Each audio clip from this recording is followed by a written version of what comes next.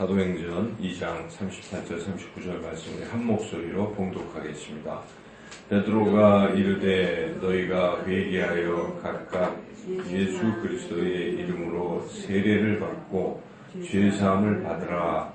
그리하면 성령의 선물을 받으리니 이 약속은 너희와 너희 자녀와 모든 먼데 사람 곧 주 우리 하나님이 얼마든지 부르시는 자들에게 하신 것이라 하고. 아멘. 오늘 말씀은 베드로가 성령 충만을 받고 사람들에게 설교하는 그런 내용입니다. 그래서 그 내용의 핵심은 우리가 죄를 회개하고 예수님을 믿으면 죄 사함을 받게 된다는 것이고, 그리고 이에 더하여 성령의 선물을 받게 될 것이다 하는 말씀입니다. 이 약속의 말씀은 모든 사람들에게 다 해당이 되는 말씀입니다. 그래서 누구든지 이렇게 회개하고 예수님 믿으면 죄사함 받고 성령의 선물을 받는다 하는 것이죠. 여기 있는 저와 여러분 모두는 예수님을 믿고 회개하고 죄사함 받고 성령의 선물을 받은 줄로 믿습니다. 성령의 선물을 우리가 받는 것도 기쁜 일이고, 또한 성령님께서 우리 안에 충만한 것도 또한 귀한 것입니다. 성령 충만을 받게 되면 많은 유익한 점이 있습니다. 우리가 첫째 날 성령 충만 받으면 사탄 마귀를 이기는 능력을 얻게 된다는 말씀을 우리가 들었습니다. 여러분, 어제 하루의 삶을 돌이켜볼 때 세상의 어떤 유혹이라든지 또 사람들과의 관계에서 승리하셨죠? 예, 다른 때보다 더 승리하게 된 줄로 믿습니다. 그게 다 이제 우리가 성령 충만하면 달라지는 것입니다. 그래서 자꾸 더 온유해지고 또 사랑이 넘치고 더 거룩해지고 이런 삶을 이제 살게 되는 것이죠. 그래서 성령 충만은 마귀가 우리를 넘어뜨리려고 하고 또 뭐 할 때 마귀를 대적하고 이길 수 있는 힘을 얻게 된다는 것이죠. 그리고 성령 충만하면 고침을 받습니다. 육신의 질병, 마음의 질병, 영혼의 질병, 이런 것들을 다 치료함 받게 된다는 것이죠. 그리고 또한 치료할 능력이 생겨서 우리가 기도하면 다른 이들이 또 치료되고 그런 귀한 것들을 우리가 얻게 된다는 것입니다. 그리고 또 성령 충만하면 마음이 평안해지고 그리고 기쁨이 넘치게 되는 줄로 믿습니다. 여러분, 더 평안해지시고 더 기뻐하는 그런 삶을 살게 되었죠. 어제 하루도 우리가 돌이켜보면 더 담대해지고 또 힘들어도 또 이겨낼 수 있는, 기뻐할 수 있는 그런 것이 다 성령 충만하면 얻게 되는 것입니다. 그 외에도 우리가 성령 충만하게 되면 많은 유익한 점들이 있는데, 오늘은 특별히 이 교회와의 관계에서 어떤 유익이 있는가 하는 것입니다. 성령 충만과 교회 공동체와는 어떤 관계가 있는가? 성령 충만하게 되면 교회가 평안하고 든든하게 세워져 간다는 것이고, 성령 충만 받게 되면 교회가 양적으로도 성장한다는 것입니다. 성경은 그것을 우리에게 가르쳐 주시는데, 사도행전 말씀에 보면 그런 것들이 잘 나와 있죠. 그리고 또 성령 충만하면 교회가 이렇게 든든히 세워지는 그 과정을 생각해 보면, 하나님께서는 성령 충만한 사람들에게 선물을 주십니다. 그래서 우리가 성령의 은사라고 표현을 하는데, 여러분이 성령 충만하면 하나님이 각양 좋은 선물들을 주시는데, 그런 선물 가운데는 또 신령한 것들도 있을 수 있어요. 방언의 은사, 또 영 분별의 은사, 이제 또 예언의 은사, 뭐 좀 신령하다 할 수 있는 그런 은사들도 있고, 또 지혜의 은사, 지식의 은사도 하나님 주십니다.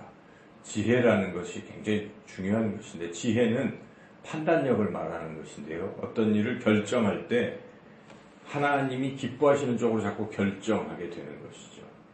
세상이 원하는 이런 결정이 아니라 하나님이 원하시는 결정을 하게 되는 것인데, 그것은 성령 충만한 사람들은 벌써 어떤 일을 판단할 때 다른 것이죠. 여러분이 오늘 피곤하지만 주님을 만나겠다는 그런 마음을 갖게 되고 또 결단하고 이 자리에 이렇게 오게 되는, 그것은 다 성령의 선물인 줄로 믿습니다. 그래서 우리는 성령의 선물을 단지 막 신비한 이런 것만 구하는 것이 아니라 우리가 이렇게 좋은 결정을 해나가게 하는 것, 이게 다 성령의 역사와 인도하십니다.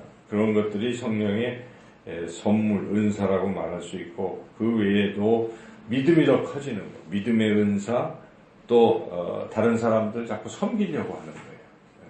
이런, 내가 왜 자꾸 섬기지? 그 성령의 은사를 받은 사람들이죠.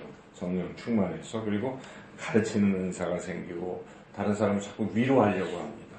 위로받기보다는 위로하는 그러한 삶이 자꾸 된다는 것이죠. 그리고 불쌍한 사람을 보면 불쌍히 여기는 마음, 또 구제하는 은사. 성경에는 그런 다양한 은사들이 나와 있습니다. 그 모든 은사들은 우리가 성령 충만할 때 받게 되는 거예요. 그리고 이 은사들을 우리가 어디다 사용하는 것인가? 성경에는 그것을 교회의 유익을 위해서, 그래서 교회를 세우는데, 교회를 든든히 세우는데 사용하게 되는 것이고, 그래서 교회가 어떻게 되겠습니까? 그런 은사들을 받은 성도들이 많아지면 교회가 평안하겠죠. 그리고 사랑으로 하나가 되고 아주 건강하게 이렇게 세워지는 것입니다. 그런데 이런 은사들이 없으면, 기도하지 않고 성령 충만 받지 못하면 이런 은사들이 없어서 교회가 아주 황폐한 것입니다. 그래서 사랑이 메마르고 막 삐걱삐걱하고 싸움과 다툼, 그래서 교회가 하기가 싫은 것이고, 그렇죠. 그래서 성령 충만이 필요한 것입니다. 그럼 교회가 그렇게 평안히 든든히 서게 되고, 또 성령 충만 받게 되면 사도행전의 곳곳에 신도의 수가 늘어나고 주께 구원받는 사람이 날마다 더해지고 성령의 위로로 진행하여 수가 더 많아지니라. 성령과 믿음이 충만한 사람이라, 바나바가 그런 사람이라, 이에 큰 무리가 주께 더하여지라. 이와 같이 성령 충만하면 또 많은 믿는 사람들이 더 늘어나게 된다라고 성경은 기록하고 있습니다. 성령 충만이 이렇게 좋은 것입니다. 그래서 교회가 든든히 세워지고 더 성장하고 하는 데 있어서 꼭 필요한 것이 성령 충만인 것이죠. 그래서 우리가 더욱더 성령 충만을 사모하고 나아가야 될 줄로 믿습니다. 근데 이제 오늘부터는 이렇게 성령 충만이 좋은 것인데 어떻게 하면 성령 충만을 받을 수 있는 것인가? 다 성령 충만 받기 위해서 이 신년 특별 기도회에 다 우리가 나와 있는데 어떻게 하면 성령 충만을 받을 수 있을까요? 가장 중요한 첫 번째 단계를 오늘 말씀하고 있습니다. 오늘 아까 말씀은 무엇입니까? 너희가 각각 회개하고, 회개부터 나오는 것이죠. 그래서 죄를 회개하는 그 첫 번째 단계, 그래야 성령의 선물을 받는 것처럼 우리가 죄를 회개할 때 성령 충만을 받는 것입니다. 우리는 이미 사실 성령을 선물로 받은 사람들인데, 문제는 이 성령이 우리를 온전히 다스리시고 그래서 우리 안에서 활동하시고 역사하실 수 있도록 하려면 가장 먼저 우리가 회개해야 된다는 것입니다. 여러분, 이 병이 하나 있다고 할 때 아주 예쁜 병이 하나 있어요. 그래서 내가 여기다가 뭐 맛있는 걸 좀 음료수를 담아야지 하고 담으려고 보니까 만약에 그 병 속이 더러우면 어떻게 하겠습니까? 못 담잖아요. 더러우니까. 아무리 좋은 것도 담을 수가 없는 것이죠. 그래서 어떻게 합니까? 병을 깨끗이 씻은 후에 그게 뭐 담지 않습니까? 하나님 우리를 그렇게 보시는 것이, 하나님 우리에게 좋은 것을 막 주시려고 하시는 것입니다. 각양한 은사들, 좋은 것들을 우리 안에 부어주시죠. 가장 좋은 것은 성령 아니겠습니까? 그래서 성령으로 충만케 하시려고 하는데 우리 자체 그릇이 깨끗하지 못하면 어떻게 하겠습니까? 담을 수가 없는 것이죠. 그래서 하나님께서 하시는 첫 번째 작업은 우리를 깨끗하게 하시는 것이죠. 깨끗하게. 그게 죄사함이라는 것입니다. 죄를 씻어주시는 것인데 그 죄사함을 얻기 위해서 우리가 어떻게 해야 되겠습니까? 죄를 고백해야 되는 것이 회개의 이 단계가 가장 중요한 단계입니다. 이게 없으면 우리가 이 믿음으로 나가지도 못하고 또 성령 충만도 못 받게 되는 것이기 때문에 회개는 아무리 강조해도 지나침이 없다는 것이죠. 우리 에베소서 5장 18절이 이번 우리 신년 기도회의 주제 말씀이잖아요. 그래서 이 말씀은 짧고 그렇기 때문에 여러분 항상 외워두면 좋겠어요. 제가 한번 해보겠습니다. 술 취하지 말라. 이는 방탕한 것이니 성령으로 충만함을 받으라. 그래서 그 말씀을 잘 생각해 보시면 두 개가 이렇게 서로 대조적이잖아요. 술 취하는 것과 성령 충만 받는 것이죠. 그런데 술 취하는 것은 뭐라고 표현하고 있습니까? 방탕한 것이라고 표현하고 있습니다. 그러니까 이것은 단지 술 취하는 요 하나만 말하는 것이 아니라 방탕한 것 해서 이 포함해서 전체적으로 죄를 말하는 것이죠. 죄를 짓는 것을 말합니다. 그래서 죄를 짓는 것과 성령 충만 받는 것은 서로 같이 일치할 수가 없다는 것입니다. 이것과 이거는 다른 것이죠. 그래서 죄를 깨끗하게 해야 성령으로 충만함을 받을 수 있다. 이제 그런 말씀이죠. 특별히 그 방탕이라는 말을 우리가 생각해 보면 방탕은요, 자기가 가진 것을 그냥 마구 낭비하는 걸 말하는 거예요. 그래서 허랑방탕한 삶을 사는 사람들이 있는 것 재산을 다 날리는 걸 말하잖아요. 그래서 성경에는 누가복음 15장에 그 둘째 아들이 딱 그런 사람이에요. 미리 아버지 유산을 다 받아가지고 먼 나라에 가서 막 있는 대로 막 쓰다가 어떻게 됐습니까? 빈털터리가 돼서 나중에는 돼지 쥐염 열매 먹고 살아야 되는 그러한 상태에 빠지게 되었습니다. 그래서 그런 방탕함, 그래서 남자가 방탕하면 안 됩니다. 여러분 결혼할 때 방탕한 남자는 절대 만나면 안 돼요. 왜냐하면 이 방탕한 남자는 다 그렇게 되는 것이죠. 그래서 그때의 방탕은 이제 우리 소위 주색 잡기에 빠지는 사람을 말하는 거예요. 그래서 주색 잡기라는 것은 주는 무엇입니까?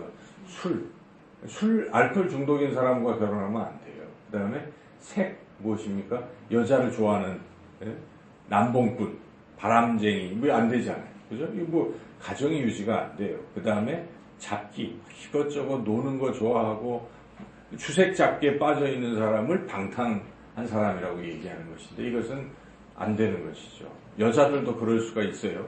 제가 얼마 전에 보니까 막 길거리에서 이렇게 담배 피는 여자들도 있어요. 그죠? 요즘 시대 사람들은 그러려니 할지 몰라도 우리 사고방식으로 그게 잘 이해가 안 가잖아요. 그런 방탕한 이런 삶을 살면 안 되는데 그런 것들을 비롯해서 이 죄를 짓는 이런 것들은 성령 충만을 받는데 매우 어려움을 준다 하는 것이죠. 그러므로 우리가 성령 충만함을 받으려면 이런 죄를 철저히 깨끗하게 씻어야 된다는 것이죠. 그런데 하나님은 좋으신 하나님이신지라 아무리 큰 죄를 져도 하나님 앞에 나와서 하나님 제가 정말 잘못했습니다 하고 진정으로 눈물을 흘리고 그 죄를 고백하고 다시는 죄를 짓지 않겠습니다. 이제 하나님께로 돌아가겠습니다 하는 그런 사람들의 죄는 깨끗하게 용서해 주신 줄로 믿습니다. 그래서 우리가 이미 사실은 다 죄사함을 받았지만 그래도 우리 살다 보면 자꾸 죄를 짓잖아요. 그런데 죄를 짓게 되면 성령 충만 받는데 방해가 되기 때문에 늘 우리는 날마다 혹시 어제 내가 실수하지 않았는가 뭐 이런 부분들이 있으면 입술로 고백해서 회개하고 이제 그런 실수를 범하지 않도록 하는 이런 삶을 살아야 하겠습니다. 그런데 이제 우리가 성령 충만을 받고 이제 깨끗해졌어요. 깨끗해지고 성령 충만 받았는데 또 살다 보니까 다시 죄를 지을 수도 있잖아요. 그런데 문제는 죄를 지으면 성령 충만 자체가 소멸이 된다는 것입니다. 여러분 항상 성령 충만이 유지되는 게 아니에요. 사람이 처음에는 성령 충만해도 죄를 짓게 되면 이게 자꾸 소멸된다는 것을 우리가 늘 기억해야 합니다. 그래서 자동차에 기름을 막 채웠는데 하다 보면 기름이 점점 없어지잖아요.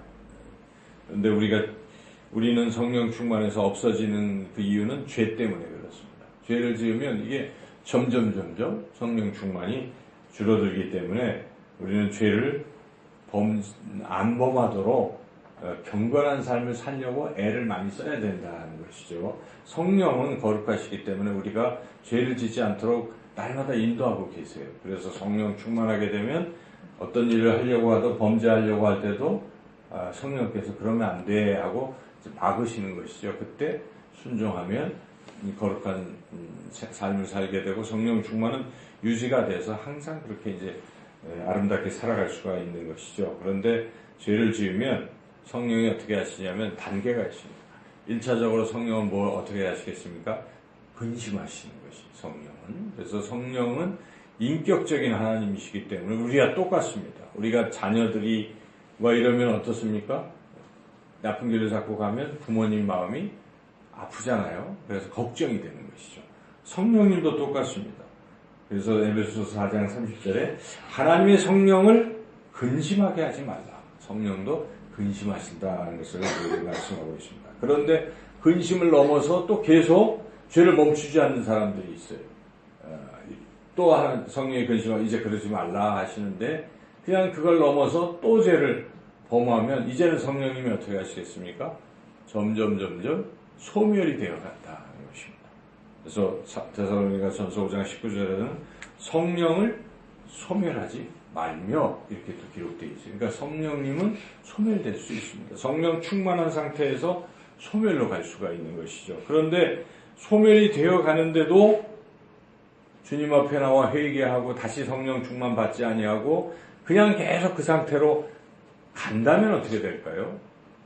그래도 나는 예수님 믿으니까 그렇지 않습니다. 성령이 떠나실 수도 있다라고 성경은 경고하고 있습니다.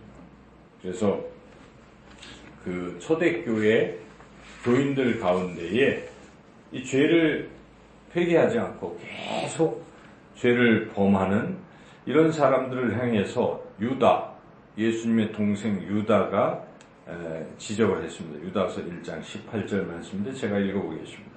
그들이 너희에게 말하기를 마지막 때에 자기의 경건하지 않은 정욕대로 행하며 조롱하는 자들이 있으리라 하였나니 이 사람들은 분열을 일으키는 자며 육에 속한 자며 성령이 없는 자니라. 초대교회 교인들을 향해서 얘기를 할 때 그들이 그렇게 경건하지 않는 정욕대로 계속 행하면 결국 그 끝은 성령이 없는 자라 이렇게 판정한다는 것입니다.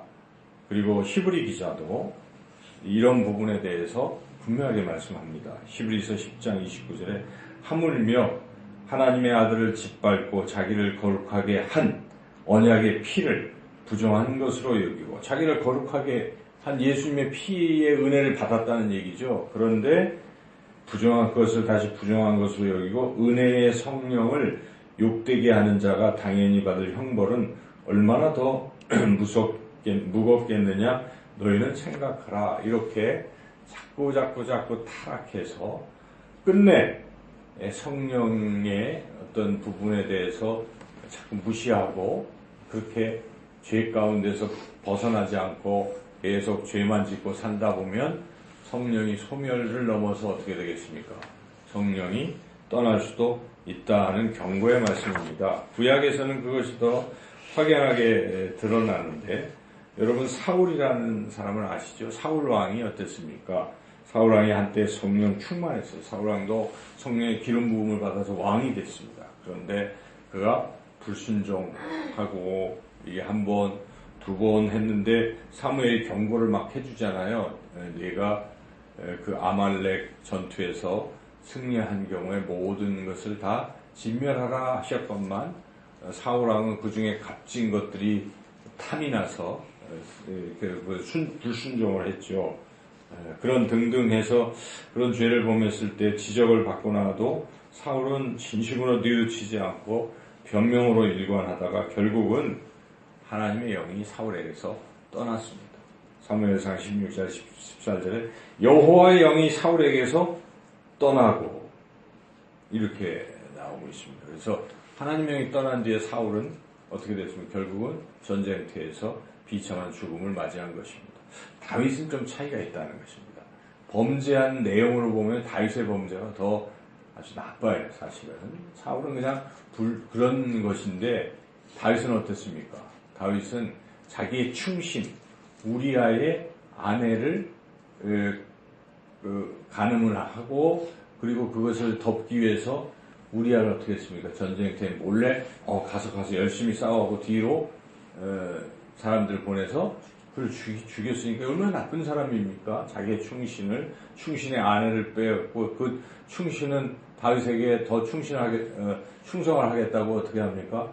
잠도 안 자고 가서 이 알리바이를 조작하려고 그 집에 가서 동침하라고 기회를 주는데도 나라를 위해서 나는 지금 그럴 때가 아닙니다 하고 간 그 충신을 죽였으니까 우리가 그 드라마로 보면요, 다윗이 얼마나 나쁜 그렇게 욕하겠습니까? 다윗이 그런 죄를 범했다는 것입니다. 그래서 다윗은 느꼈어요. 그런데 그때 중요한 것은 다윗이 내가 죄를 지니까 하나님의 영이 내게서 지금 떠나가고 있다는 걸 느낀 것입니다. 다윗이. 그래서 다윗이 하나님 앞에 눈물로 회개하고 통회하고 간절히 기도했다는 것이죠. 그게 시편 51편에 기록되어 있는데 그 시편 51편 말씀 가운데 이런 부분이 있습니다. 제가 두 절을 읽어보겠습니다. 10절, 11절. 하나님이여 내 속에 정한 마음을 창조하시고, 정하다는 것은 깨끗한 마음입니다. 정한 마음을 창조하시고 내 안에 정직한 영을 새롭게 하소서. 나를 주 앞에서 쫓아내지 마시며 주의 성령을 내게서 거두지 마소서. 주의 성령을 내게서 거두지 마소서. 지금 다윗은 뭘 느끼고 있습니까? 이 죄 가운데에서 성령이 사울왕처럼 떠날 것에 대한 걱정을 하는 것입니다. 그래서 회개하는 것이죠. 제가 잘못했습니다. 회개를 했더니 어떻게 되겠습니까? 성령이 떠나지 않았습니다. 그래서 다윗을 또 위대한 그런 사람으로 하나님 인도하신 것이죠. 그래서 우리가 중요한 게 무엇이겠습니까? 성령 충만을 받아야 되는 것이고, 죄를 자꾸 지었을 때 혹여나 죄를 지으면 죄를 회개하라 하는 것이죠. 그래서 성령 충만 받기 위해서는 우리가 죄를 회개해야 되고, 두 번째는 죄를 가능하면 짓지 않도록 그렇게 애쓰고 노력하고 그렇게 살아가야 될 줄로 믿습니다. 그래서 이 그리스도인들의 이 신앙생활이 사실은 두 축인 거예요. 하나는 무엇입니까? 죄를 지을 때 와서 회개하는 것, 또 성령 충만 받는 것, 그리고 또 하나는 성령이 인도하시는 대로 거룩한 삶을 살려고 애를 쓰는 것인데, 우리 그리스도인들이, 현대 그리스도인들, 특히 한국교회 그리스도인들의 약점은 이 후반부에 있는 것 같아요. 성령이 이끄시는 대로 거룩하게 살려고 애쓰는 부분이 의외로 약하다는 것입니다. 그냥 하나님이 용서해 주실 것이니까 그냥 마음대로 살아도 나는 천국 간다는 안이한 생각들이 많이 있어요. 근데 빌립보서의 경고의 말씀을 우리가 들어야 돼요. 너희는 두렵고 떨림으로 너희 구원을 이루라 하는 말씀이 있어요. 그래서 우리가 이 거룩하게 살려고 성령의 인도하심 따라 살려고 하는 이러한 노력과 그러한 애씀이 상당히 필요한 것이에요. 그래서 하나님 나라를 향해서 가는 것이지, 그냥 무책임하게 죄 가운데 자기를 막 던지고 또 성령 충만 받지 않고 이렇게 살다가는 이 구원의 길이 불안하고 그럴 수 있습니다. 그래서 여러분, 성령 충만을 항상 유지하시고 죄 회개하시고 성령 충만 받으시고 또 성령의 인도하신 대로 순종해서 늘 거룩한 삶을 살아가시기를 주님의 이름으로 축원합니다.